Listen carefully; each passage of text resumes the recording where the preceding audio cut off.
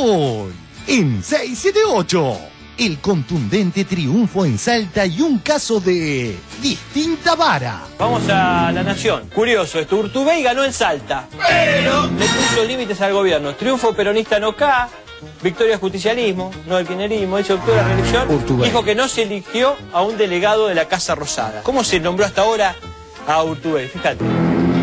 Falta la reelección, el gobernador de Salta, el kirchnerista Juan Manuel Urtubey, tuvo un traspié. ¿Kirchnerista? ¿Pero es el mismo diario o no? Es otro diario. Claro, y lo decía el 10 de marzo, no hace 5 años que lo dice. Hace ahora. un mes. Hace un año, Mirta y el voto calificado. Los pobres y los analfabetos votan al partido aquel que le da más bienes, que le ofrece más cosas. A mí me pagaron por venir. La mayoría dice eso. A mí me pagaron. Y a veces no saben ni por qué van. Y el plan familiar, si no te lo sacan. No, César. Ah, doctor, me parece que usted vive en otro país. Doctor Monerzán, ¿se sabe quién se...? La calidad moral de los pobres. Bueno, la gente educada, la gente culta, la gente evolucionada piensa. La gente que tiene hambre no puede pensar. Y entonces ahí es donde consiguen sus votos, ahí es donde... No, como decía Margarita, es clientelismo político. Hambre, no piense así. Bueno, está bien. Ahora, Solanas y el voto calificado. ¿Y cómo explica el número de Urtubey, la reelección de Urtubey con números tan elevados, no? Todo eso es dependencia laboral, es dependencia, es clientelismo, es todo eso, y también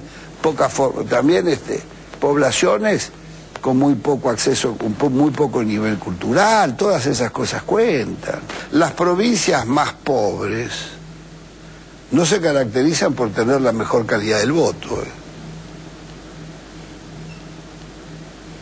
Es así.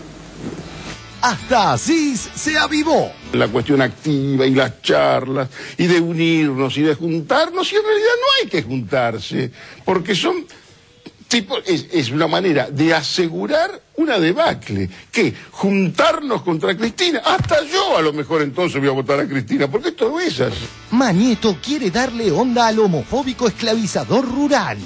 Clarín. Olmedo le agradeció a Macri, pero también se despegó. Farelia, que formó el MAR cuando dirigentes del PRO en Salta decidieron apoyar a Alberto Olmedo. Alberto Olmedo. El relato de Estela y los antecedentes del juez Mitchell.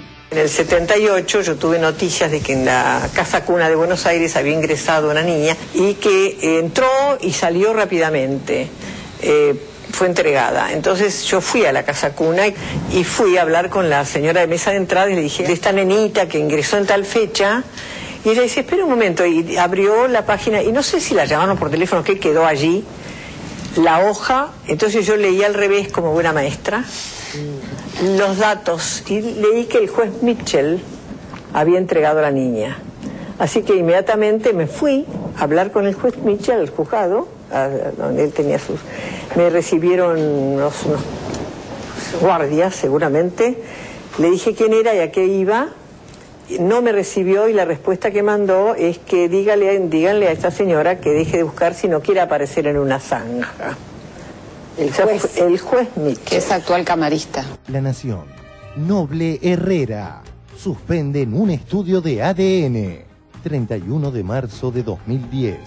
El fallo lleva la firma de los camaristas Gustavo Mitchell. El juez Mitchell. Que es actual camarista. No me lo desmintió cuando yo lo encontré ya en Democracia y le dije, usted me dijo tal cosa. No me dijo no, me dijo no, pero yo lo que quise fue ayudarla, salvarla, porque usted por lo que hacía corría peligro. Eso me quiso cuidar. Cosa totalmente absurda. Y a propósito de jueces clarinistas, tiempo argentino. Renunció el juez que avaló la continuidad de Fivertel. Elvio Sagarra había sido denunciado por parcialidad manifiesta.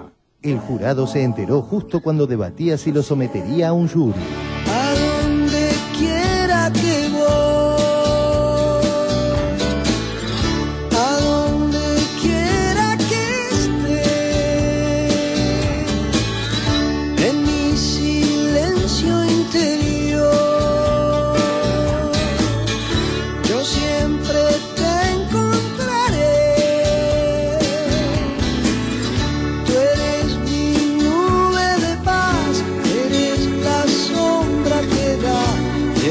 es la luz que detrás alumbra la inmensidad.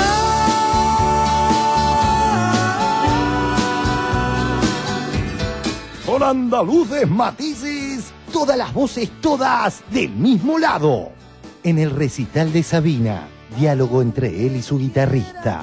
Las personas de más de 40 años no tienen vergüenza. Él ya está para los almuerzos con Mirta Legrand. No joder. Que pagan el almuerzo. Como gratis. Y hablas mal de Cristina, ¿no?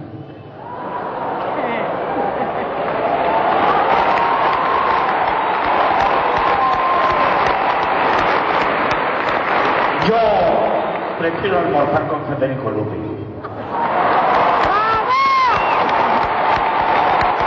Con encantadores matices, todas las voces, todas del mismo lado. Dolores es la hija de uno de los pocos políticos que yo respeto y admiro, que es Chacho Álvarez. Respecto a los argentinos que piensan ahí en Italia, uno toda la vida fue... Y me quiero ir a Europa, y más justamente hablamos de un periodo desde el 2001, y ahora como que están volviendo, y no sé si en Europa están mejor que acá. Vine para acá casi cuando pasó el tema 2003, 2004, sí. Un momento que nosotros todavía no estábamos bien, y volví hace un par de años, y realmente yo vi otra Argentina. Yo, más allá del gobierno, no gobierno, críticas, o podemos pasarnos toda la tarde, todo el día y toda la semana haciendo críticas al gobierno. Pero realmente Argentina hoy es otro país, y seguramente la situación es mucho mejor que en Italia. No me atrevería a decir en Europa, pero que en Italia por lo menos. Otro día de lindísimas noticias. 1. El riachuelo más limpio. Diarioregistrado.com. Saneamiento del riachuelo. Consideran histórica la extracción del último barco hundido. La ministra de Seguridad, Nilda Garré, en tanto, destacó hoy la tarea de saneamiento del riachuelo que realiza el gobierno nacional con la extracción del último barco y señaló que hubo que vencer muchos obstáculos legales. 2. Mejoras para peones temporarios.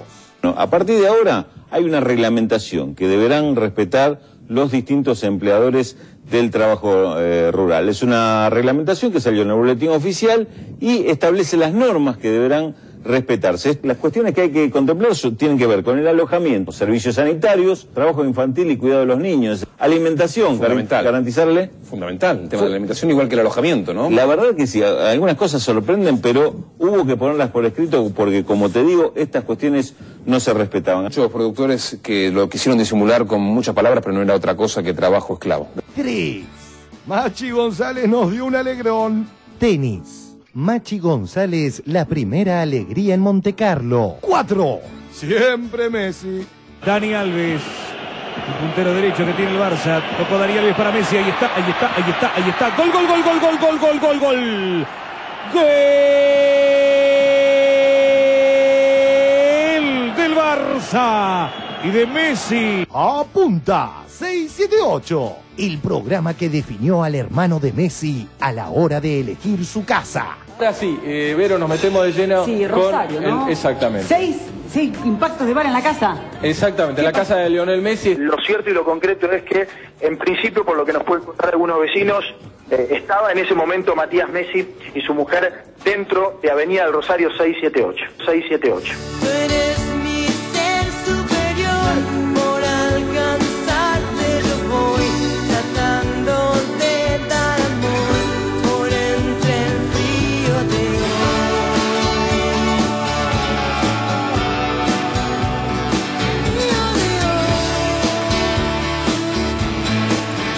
A donde quiera que voy, a donde quiera que voy, a donde quiera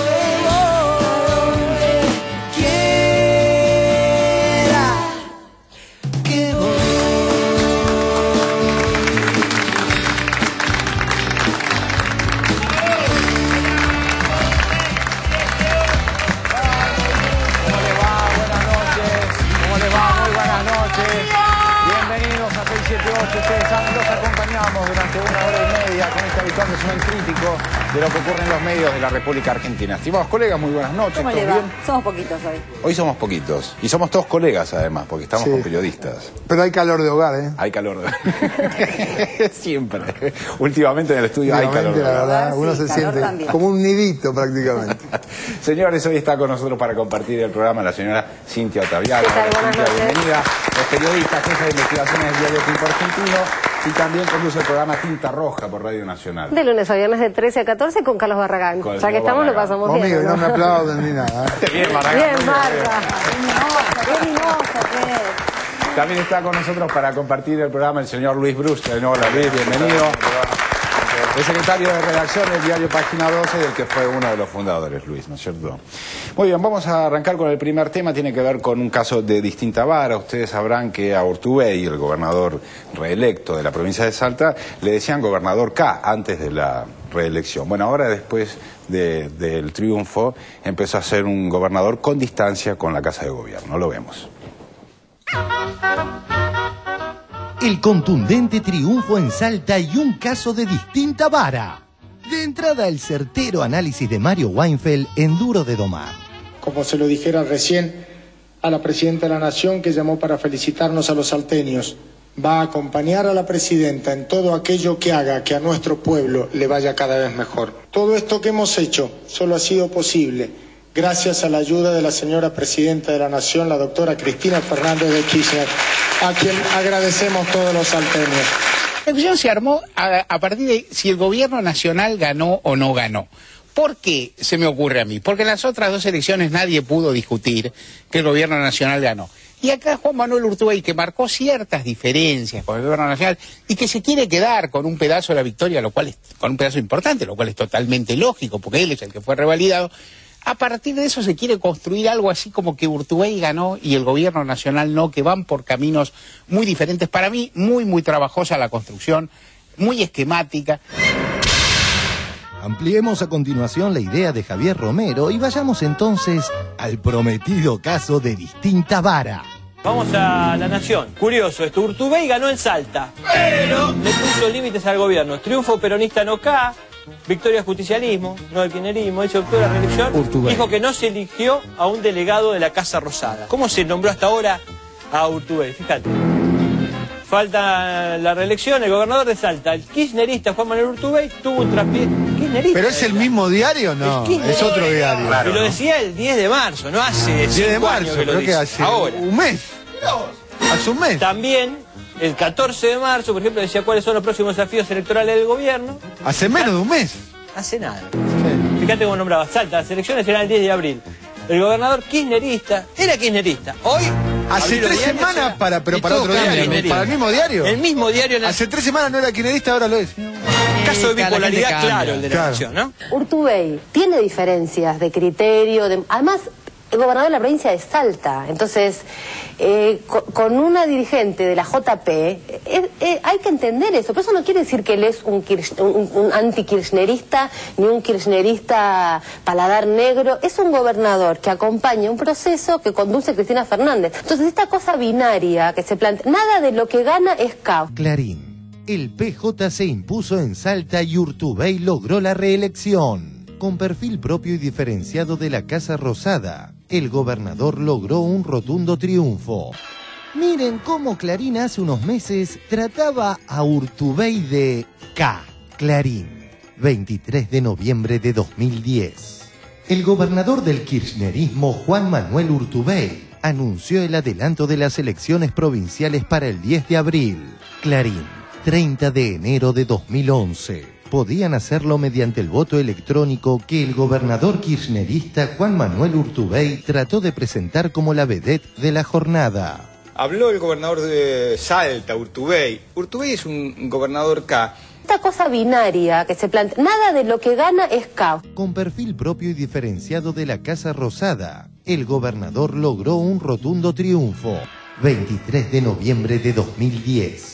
El gobernador del kirchnerismo, Juan Manuel Urtubey, 30 de enero de 2011. Que el gobernador kirchnerista Juan Manuel Urtubey... Urtubey es un gobernador K.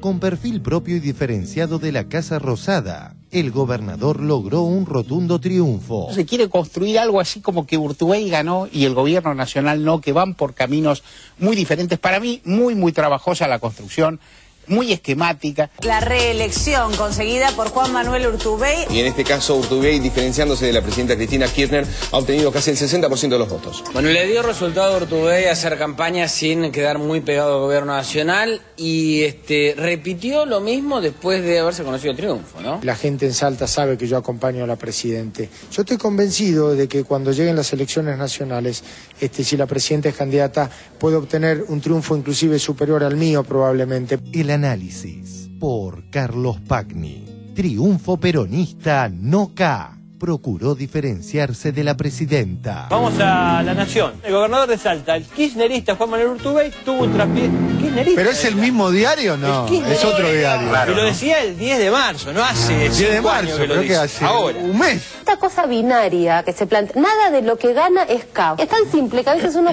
mire y dice, ¿por qué se me complica tanto la lectura de los diarios? Porque es todo súper sencillo. Como exclamar acierta vez Tincho, hoy productor de Duro de Domar y ayer de 678. Distinta vara a full, ¿no?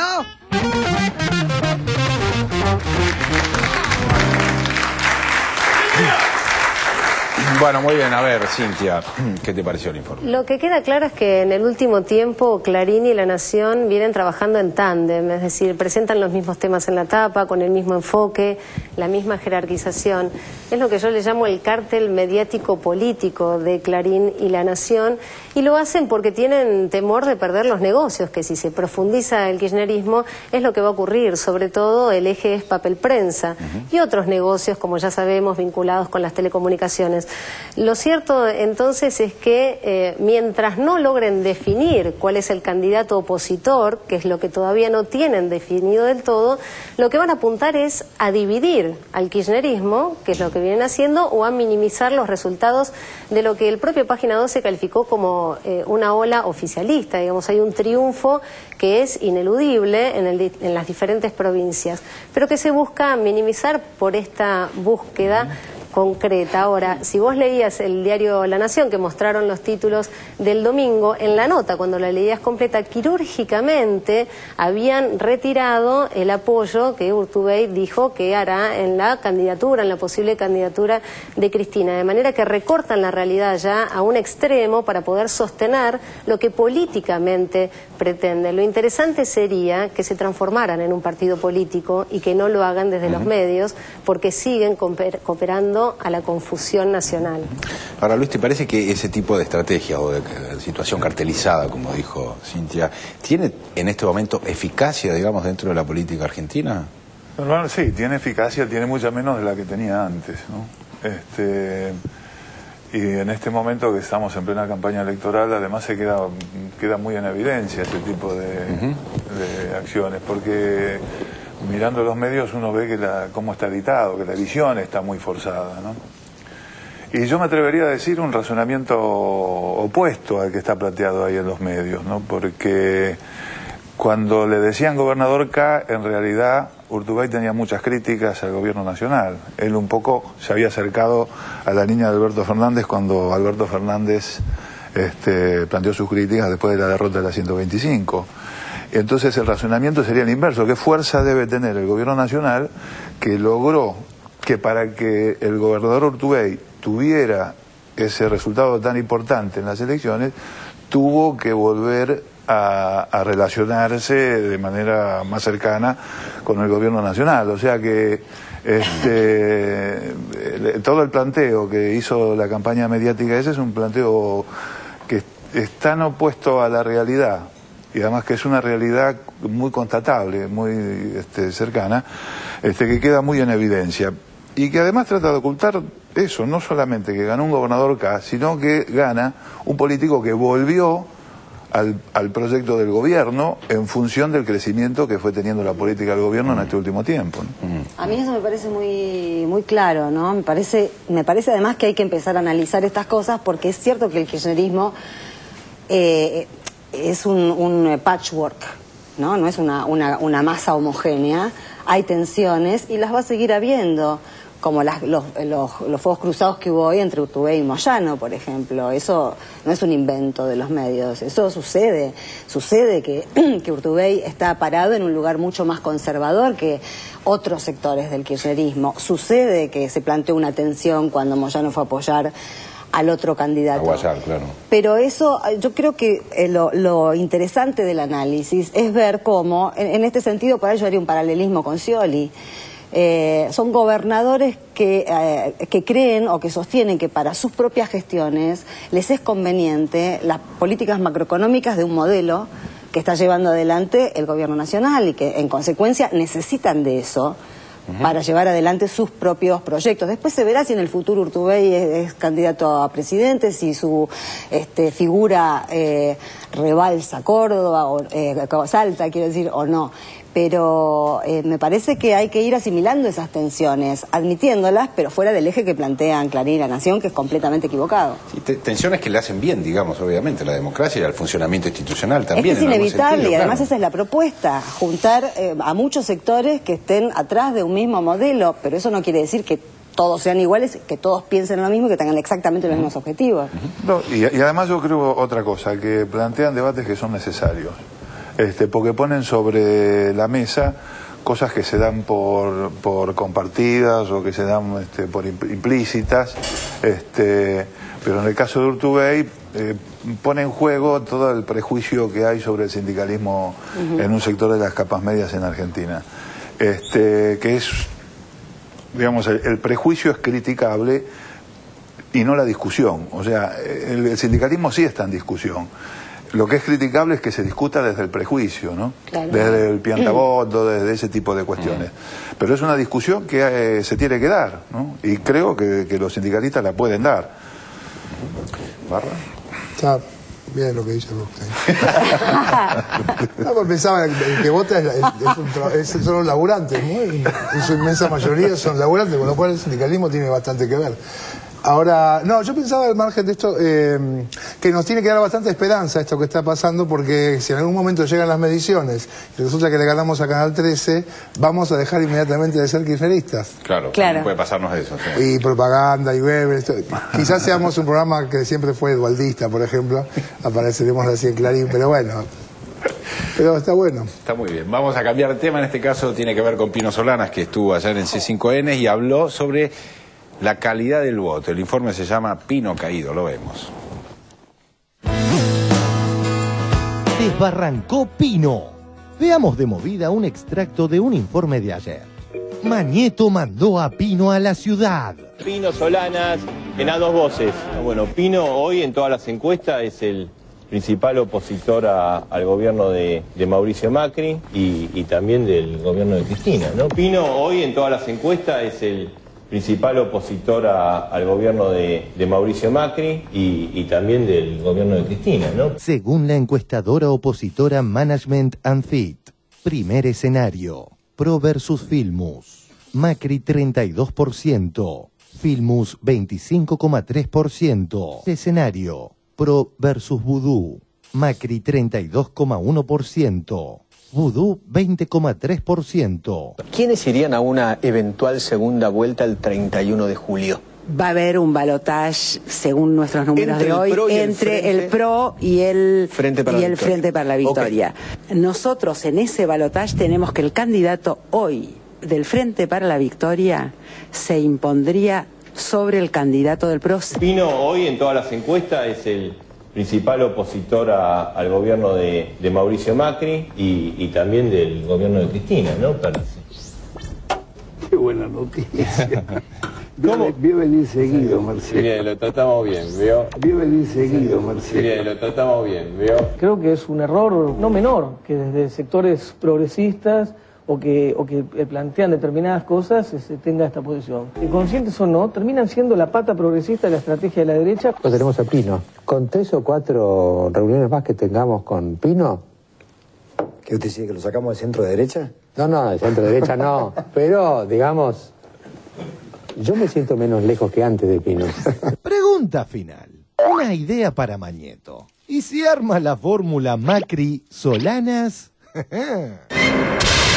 La pregunta final parecía un chiste no demasiado logrado. Sin embargo, al ratito de finalizar el informe, Solanas en C5N interpretaba un rol que se nos ocurre encuadrar en una poco entendible estrategia de Durán Barba y Mañeto.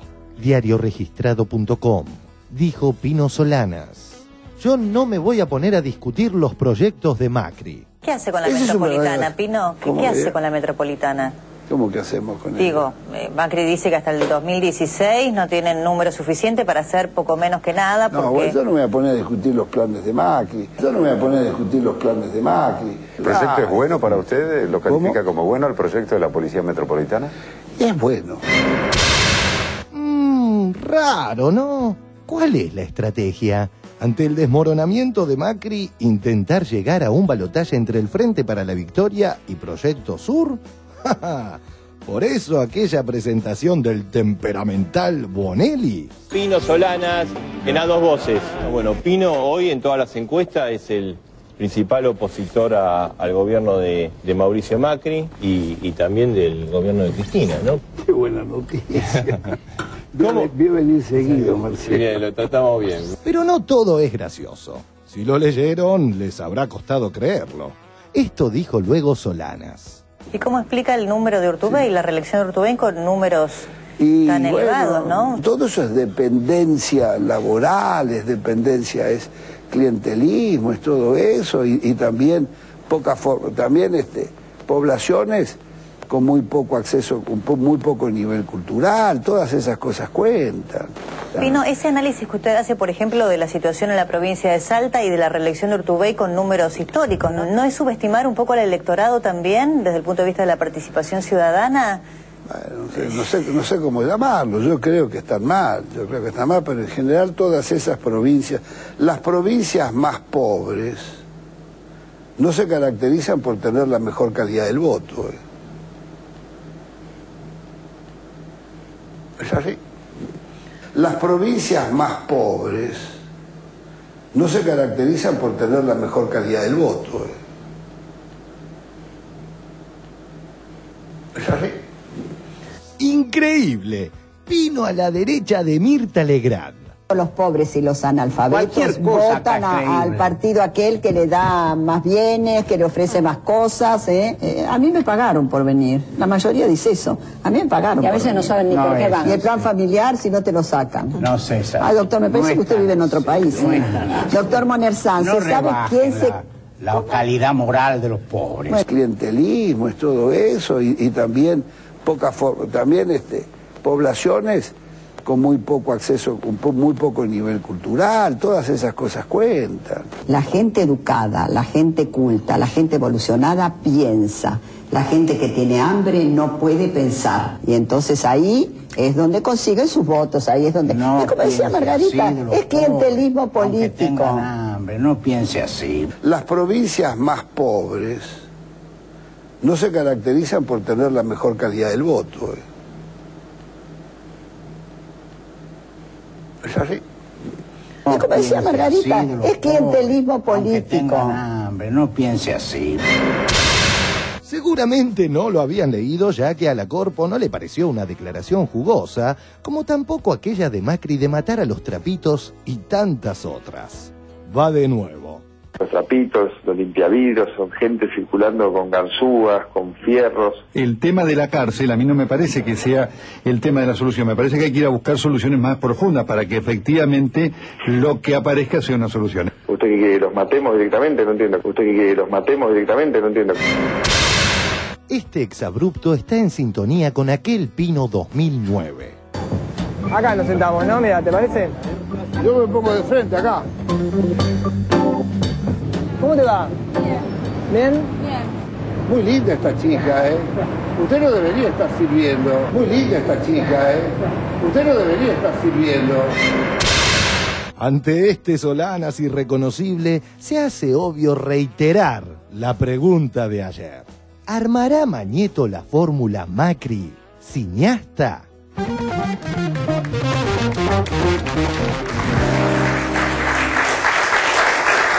Bueno, estamos todos como medio Qué bárbaro, como Débora Plager estamos, quedamos como Débora Plager. Pongamos un Chavo 5 minutos. Lo primero que hay que hacer es cambiar la categoría, ya no es el diario de Irigoyen, es el programa que le hacen a Pino en TN, ¿no? Porque hasta él se sorprendió de que dijeran que era el segundo, proponiéndolo ya como candidato, ¿no? Y que quiere más Pero ofrece más de lo que le piden.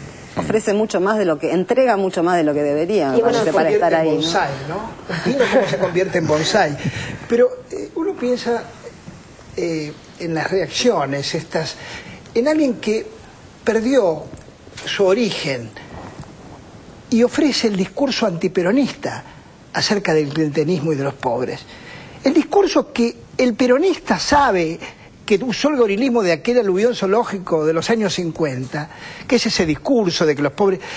Yo le preguntaría a Pino, así, voy a hacer una pregunta retórica, de las que me gustan a mí. La ciudad de Buenos Aires, que es culta y es rica, ¿votó bien? Claro. ¿Votó mejor que la provincia? Votó divino. ¿Que los bárbaros? Divino esta votó. Sociedad civilizada que votó a Pino y a Macri. Pero quizá no perdió su origen, sino que lo recuperó. Pero pensemos quizá eso para origen. desmontar ese discurso falso y falaz. Y después hay una cosa que tendríamos que tratar en el programa de otra manera, pero yo lo voy a decir como inicio.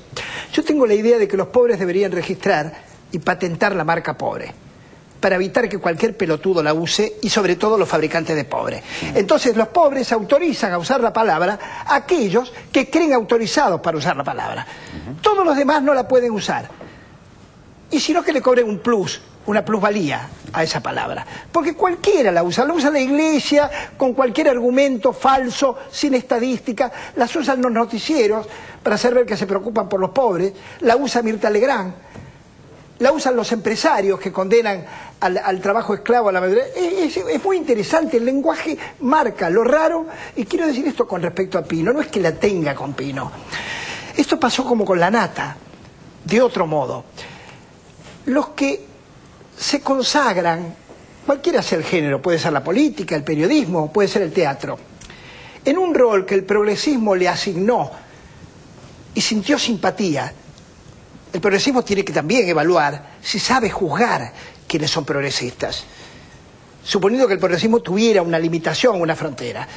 Yo jamás me hice ilusión con la nata, jamás, no trabajé con él nunca, pero nunca, entonces no tengo un gran desprecio ni desdén. Me parece que está bien, es la evolución o involución de un individuo. Y con Pino tampoco, desde ya no lo voté, no importa eso, pero yo me daba cuenta que mis hijos, gente joven, estaba ilusionado y yo no podía desilusionarlo de algo que todavía no me había desilusionado. Pero en realidad Pino lo que ofrece es exactamente lo que es. Alguien no puede inventar esa reflexión acerca de la camarera. Bueno, las mujeres acá se deben haber sentido yo que hablen ellas sobre eso, pero ese diálogo es de una inferioridad cultural, de una inferioridad política, de una inferioridad que es imposible entender que alguien que estuvo en un colectivo popular, que filmó algunas películas, yo estaría por decir si fuera malvado, si fuera conspirativo, que no lo soy, trabajo solo, no tengo a nadie que me ampare, yo diría que Pino falsificó la ficción, que hizo doble ficción, que todos esos filmes lo falsificó, que no le nacieron del corazón, le nacieron del mercado y de la cabeza. A ver, Luis. En algunas cosas coincido con Orlando, porque a mí me generó la misma reflexión esa cuestión de que el voto calificado, de que los pobres votan mal, entonces los ricos votan bien, y entonces ¿para qué se presenta como opositor a Macri si acá los ricos lo votaron a Macri? La verdad que no me molesta ver la figura de Pino haciendo ese papel. Yo le tengo afecto a Pino, pero verdaderamente creo que él se puso en un lugar en el cual se obligó a tomar un rol opositor permanente, un proceso de cambio, un proceso de transformación, y cada vez va diciendo cosas peores, ¿no? Es como un continuum que cada vez dice algo peor, pero él yo creo que también lo hace con un sentido, porque la composición del voto de Pino cuando sacó el 25% con la capital tendría un 8% de voto de izquierda y el 17% restante era un voto que venía de un radicalismo muy de centro, que había votado a Lilita, que no quiso votar al candidato de Lilita, y que en la doble vuelta entre Filmus y Macri votó por Macri, eran votos de Macri, la mayoría de los votos de Pino que él sacó en la capital. Él de alguna manera se circunscribe a ese discurso, que es el discurso antioficial, antigobierno, porque su clientela, digamos, política, es un voto bastante de derecha, republicanista, con ese contenido un poco que tiene el discurso de Carrió, y que no quiso votar al candidato de Carrió cuando en esas elecciones y fue hacia Pino, ¿no? Pino tiene que retener ese caudal electoral, y entonces radicaliza su discurso hacia este tipo de posiciones.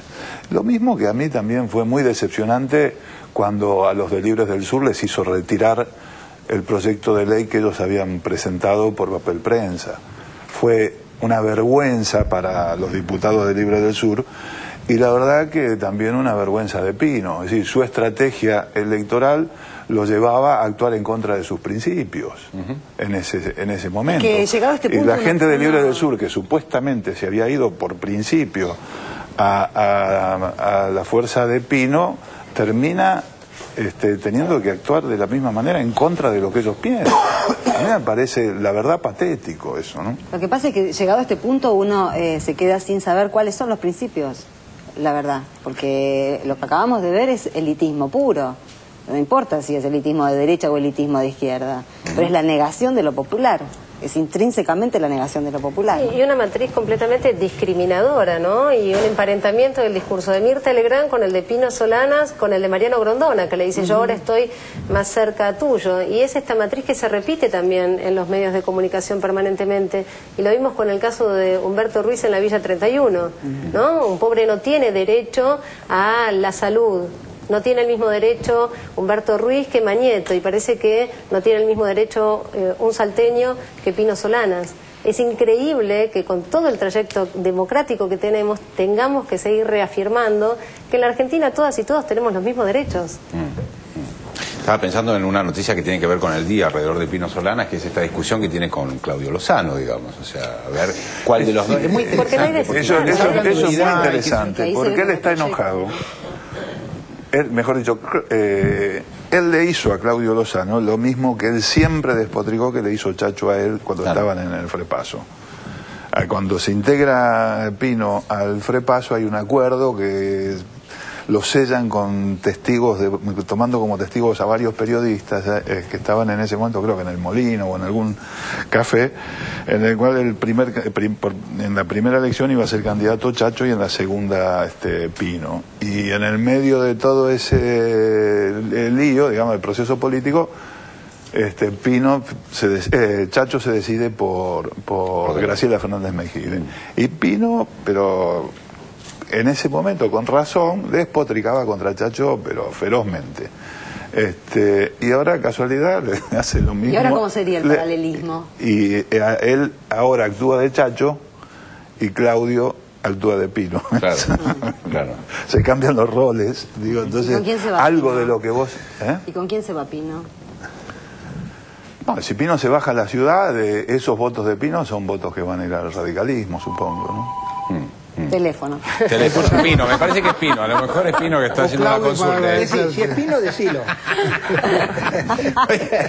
Vamos a aprovechar entonces para cambiar de tema. Pasamos nuevamente al tema de los nietos apropiados y el análisis forzoso de ADN. Ayer fue muy interesante el relato de Estela de Carlotto sobre el juez Mitchell, y vamos a ver también un interesante debate que se dio en Duro de Domar. Lo vemos. Los hijos apropiados y el análisis forzoso de ADN. Como era esperable, no tuvo repercusión el escalofriante relato de Estela anoche en 678. Justo, Estela, que hoy declaraste en la causa que está investigando el robo sistemático de bebés. Sí, efectivamente estoy bastante agotada porque por más que mi experiencia de contar la historia y de tenerla permanentemente, la historia propia con más razón, es duro tocar el tema. Me tocó declarar por más de 3 horas en Comodoro Pi para dar fundamentos a la condena de Videla, de Viñones y otros, por la probanza que hay de que hubo un plan sistemático de robo de bebés y que con el encuentro de 103 nietos está más que probado. El hecho de que, agregué también, incorporé a mi declaración un recorte periodístico de un periódico de España, de Madrid, donde en 1982 el general Camps, jefe de policía de la provincia de Buenos Aires, confiesa en un largo reportaje cuando le preguntan qué pasaba con los niños. Y él dice, personalmente mandé matar más de 5.000 subversivos, pero nunca maté un niño. Siempre les busqué otras familias para que los criaran diferentes a sus padres. Si los crían las abuelas, van a ser subversivos como sus padres. Revista Tiempo, 7 de noviembre de 1983, Madrid. Entrevista, General Camps, el carnicero de Buenos Aires. Me responsabilizo de 5.000 desapariciones. ¿Y los niños que hicieron desaparecer?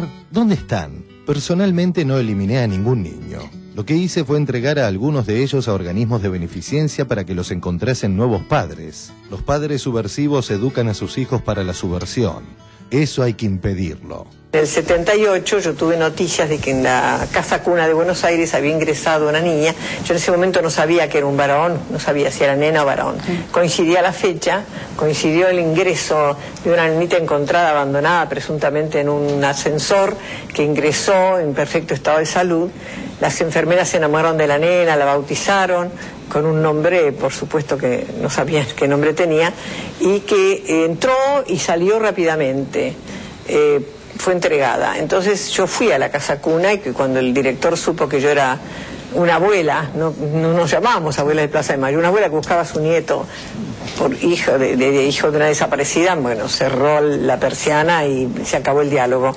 Como nosotros somos muy perseverantes, yo no me quedé ahí y fui a hablar con la señora de mesa de entrada y le dije, ay, me atendió el director, pero me dice que no sabe. No le dije que me había echado flick, ¿no? Sino que de esta nenita que ingresó en tal fecha. Y ella dice, espera un momento, y abrió la página, y no sé si la llamaron por teléfono, que quedó allí, la hoja. Entonces yo leí al revés como buena maestra los datos, y leí que el juez Mitchell había entregado a la niña. Así que inmediatamente me fui a hablar con el juez Mitchell, el juzgado, donde él tenía sus... Me recibieron unos guardias seguramente, le dije quién era y a qué iba, no me recibió y la respuesta que mandó es que díganle a esta señora que deje de buscar si no quiere aparecer en una zanja. El juez Mitchell, que es actual camarista. La Nación, 31 de marzo de 2010. Noble Herrera, suspenden un estudio de ADN. El fallo lleva la firma de los camaristas Gustavo Mitchell. El juez Mitchell, que es actual camarista. Noble Herrera, suspenden un estudio de ADN. El fallo lleva la firma de los camaristas Gustavo Mitchell. El juez Mitchell, que es actual camarista. No me lo desmintió cuando yo lo encontré ya en Democracia y le dije, usted me dijo tal cosa. No me dijo no, me dijo no, pero yo lo que quise fue ayudarla, salvarla, porque usted por lo que hacía corría peligro. Eso me quiso cuidar. Cosa totalmente absurda. Respecto de los hijos apropiados y el análisis de ADN, escuchemos este diálogo entre Pinti y Magdalena que hablan de la apropiación ilegítima de bebés sin hacer una mención específica al caso Noble Herrera. Nada de hacerse el distraído en cuestiones de reconocimiento paterno-filial, ¿no? Hay multa.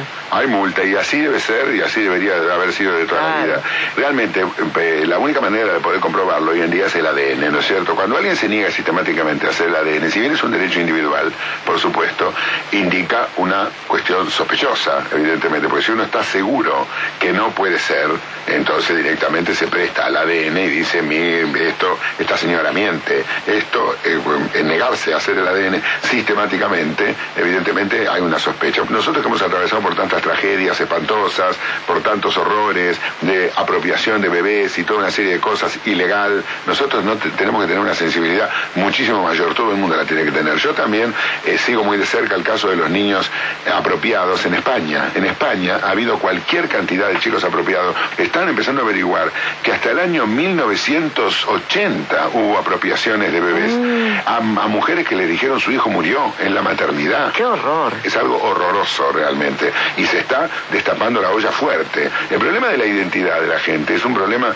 que no es un problema menor. Magdalena, qué horror, ¿no? Que eso pasa acá en la Argentina, ¿no? Parece que no hubiera sido... No, como si fuese que estamos viviendo en otro país y que no hay un parece caso. que vive en Suiza. Sí, parece que Magdalena no hubiese integrado la Comisión Nacional para investigar todo lo que tuvo que ver con la desaparición de personas en el 83. ¿Recuerdan que Magdalena integraba esa comisión y fue una de las que más defendió el tema de la lucha por los derechos humanos? Yo cuando lo veía, no veía como un mensaje entre líneas. Eso, ¿sabés? Yo cuando veía, escuchaba el diálogo. Quizás, por ahí, o por lo o menos se de Pinti. equivocó, o por ahí era un mensaje entre líneas. A mí me parece escuchar la conversación era como no decir lo de los hijos de Rega de Nobles, o sea, no decir el nombre, pero que de alguna manera están diciendo, mirá como yo te opino sobre el tema, no te digo nombre, pero te lo estoy tirando. ¿Pero por qué no pueden decir? Bueno, porque deciden no decirlo, pero se va a está bien que terminar, opinen. Mariano, todo este tema del ADN de los hijos de Ernestina Herrera de Nobles? Quizás tiene 10 años la causa. Tiene 10 años la causa. 10 años la causa. ¿Sí? En otros casos se resuelve en meses, ¿no? En un mes. ¿Tanto poder tiene esta señora? Sí, claro. Igual pueden pasar 2 años, 3 años, 4 años. Yo tengo certeza de que esto se va a resolver y que no importa. Nosotros tenemos que ser pacientes y va a ganar la justicia.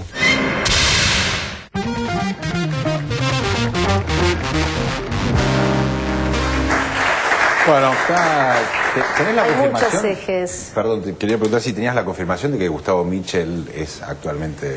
Yo tengo digamos, el entendido que mismo es camarista también, y hoy hubo una noticia con respecto a la investigación para determinar si Marcela y Felipe son chicos apropiados, y es que la Cámara de San Martín aceptó el recurso de apelación, así que la causa pasa a casación, con lo cual la hora casación tiene 30 días hábiles para resolver lo que marca la ley, ¿no? Lo que fue dispuesto por la jueza, que es la extracción de material genético, no compulsiva, sino como marca la ley.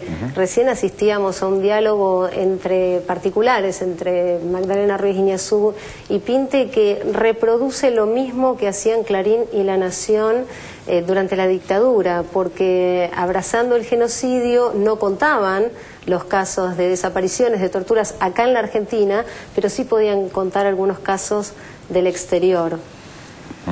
Y después lo de Estela, la verdad es que es muy doloroso ver todavía la luz que hay que arrojar. Me hizo acordar a la carta que escribió Rodolfo Walsh, la famosa carta a las juntas, donde denunciaba en marzo del 77 que 7.000 recursos de habeas corpus habían sido rechazados solo en ese año. En su momento, cuando investigué el caso de Papel Prensa, que tuve acceso al expediente por la sucesión, había una cantidad de pedidos de partes de los abogados, mientras Lidia Papaleo, Eva Guinach de Greiber y Juan Greiber estaban siendo torturados y secuestrados, de pedidos en el sentido de que se respetara la Constitución argentina, y los jueces permanentemente lo que le respondían eran que no, que imperaba la dictadura y que imperaban esos decretos. Entonces, todavía falta mucho por recorrer. Hemos interpelado en la Argentina a las Fuerzas Armadas, a los políticos, estamos interpelando al periodismo, pero en la justicia realmente todavía hay mucho que recorrer porque traban situaciones actuales. A ver, Luis. No, yo creo, así como el periodismo, hay una batalla política permanente, que durante mucho tiempo se construyó el mito de que los periodistas somos objetivos, asépticos, neutrales, y en el periodismo hay posiciones, discusiones, debates, pujas de poder político. Yo creo que pasa lo mismo en la justicia, ¿no? O sea, alrededor de la justicia se construye otro mito en el mismo sentido que el que se construyó con relación a los medios, cuando el tema de la justicia real, digamos, es permanentemente una lucha política. Y en este caso es una lucha política que dieron los organismos de derechos humanos, porque yo estaba escuchando las declaraciones de Camps y digo, ese tipo, ese asesino repugnante, se murió enfermo. no alcanzó a ser juzgado. Qué importante que es que en este momento estén habiendo los juicios contra Videla, contra Menéndez, contra todos esos represores antes de que se mueran. Qué importante para la sociedad, qué importante como reparación, como hecho simbólico y como hecho concreto. Eso mucha gente por ahí no lo puede entender. Y por eso muchas veces se pone muy crítica con los organismos de derechos humanos, pero porque no entienden la trascendencia que tienen en este momento los juicios a los represores. Pero no la entienden precisamente por el cerco mediático que hay. En este país está sucediendo algo increíble.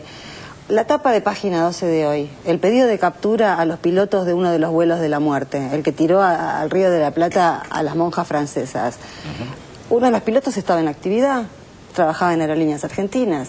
Esto en otro contexto es una noticia del carajo. Es para que venga Spielberg y te la filme. Es una lista de Schindler, es de ese estilo.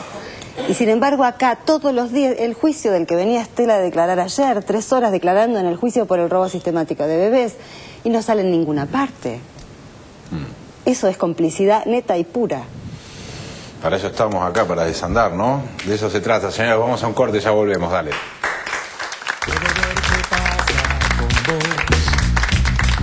No temas que acá estoy. Quiero brindarte protección, vivir mi amor con vos. Si todo parece empeorar, no caigas, no sientas temor. Te pido un esfuerzo más y sentí mi amor por vos.